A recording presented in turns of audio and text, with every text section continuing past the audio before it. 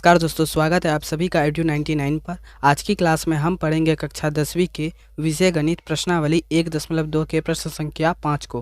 प्रश्न संख्या 5 है, जांच कीजिए कि क्या किसी प्राकृत संख्या n के लिए संख्या 6 पे पावर n अंक 0 पर समाप्त हो सकती है या नहीं। हमें यहाँ पे जांच करना है कि ये जो 6 पे पावर n कोई संख्या है, इसे हमें जांच करना है कि इसका जो अंक है वो 0 पे समाप्त होता है या नहीं, मतलब लास्ट का जो अंक है वो 0 आता है या नहीं। तो चलिए हम लोग इसको बनाते हैं।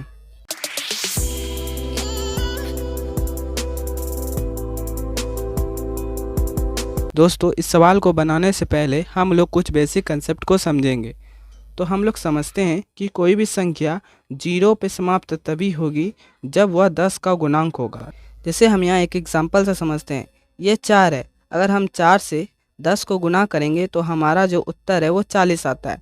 40 जो है उसके लास्ट में 0 आता है, मतलब किसी भी संख्या को अगर हम 10 से गुना करेंगे तभी उसके लास्ट में वह 0 आएगा, मतलब वह 0 पे समाप्त होएगा।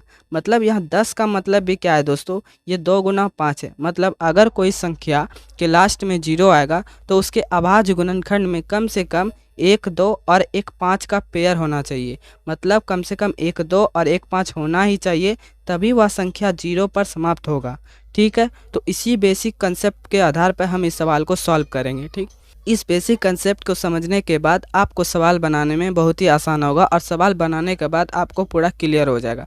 वीडियो में लास्ट तक रहिएगा और इस वीडियो को लाइक ज़रूर कीजिएगा। तो यहाँ पे हमारा जो संख्या दिया हुआ है वो क्या दिया हुआ है, 6 पे पावर n दिया हुआ है। ठीक, इसका हम लोग क्या करेंगे, अभाज्य गुणनखंड। तो 6 का मतलब क्या होता है, 2 गुना 3, और इस पे पावर घातांक क्या है, हमारा n है।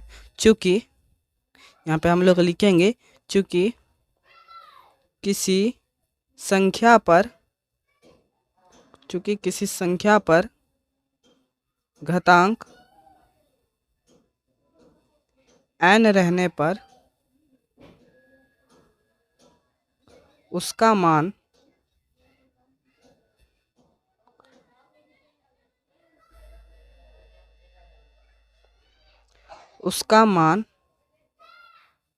शून्य पर समाप्त तभी होगा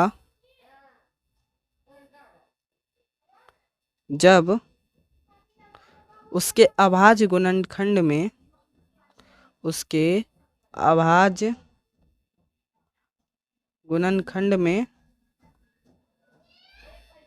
कम से कम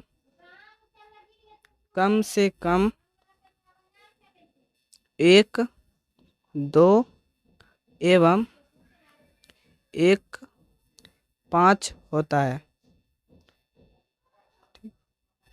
चूँकि 6 के अभाज्य गुणनखंड में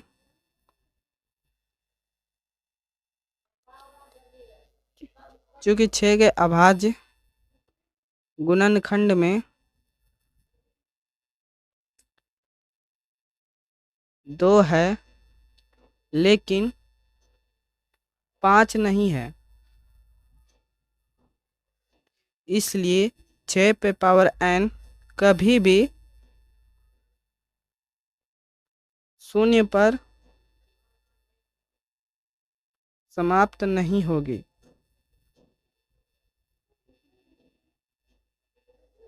तो यहाँ पे हम लोग समझेंगे कि 6 पर देखिए क्या है, हमारा 2 गुना 3 है।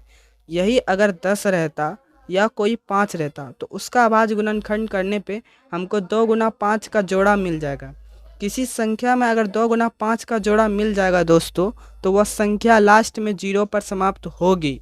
अगर नहीं मिलेगा, मान लीजिए किसी संख्या का अभाज्य गुणनखंड करने पे हमें केवल 5 ही मिला लेकिन 2 नहीं मिला, तो वो भी संख्या 0 पे समाप्त नहीं होगी।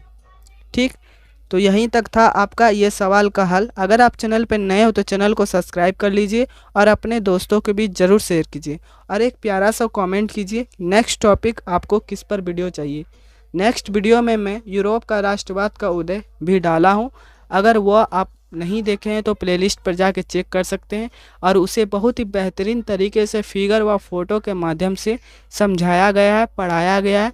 मात्र 30 मिनट की वीडियो में आपका चैप्टर 1 पूरी तरीके से कंप्लीट कराया गया है, पूरे कंसेप्ट के साथ। मिलते हैं नेक्स्ट वीडियो में। Thank you.